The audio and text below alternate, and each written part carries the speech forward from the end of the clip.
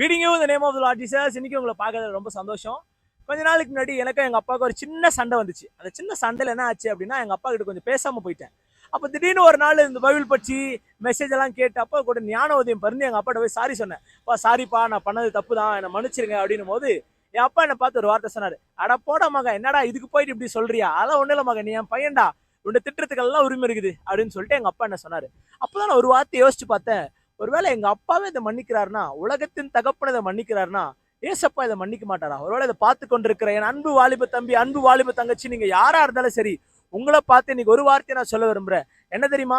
தேவ சமூகத்துல போயிட்டு நீங்க பண்ண தப்புக்கு சாரி கேளுங்க. கண்டிப்பா அவர் உங்களை மன்னிச்சு தன் பிள்ளைய ஏத்துக்கிறதுக்கு வல்லவரா இருக்கிறாரு. அதுக்கப்புறம் அவரோட ராஜ்யத்தை கட்டுகிற பலமான பணியில நீங்க ராக் பண்ண போறீங்க. அதனால இன்னைக்கு take today itself that decision that you are going to flee from all your sin.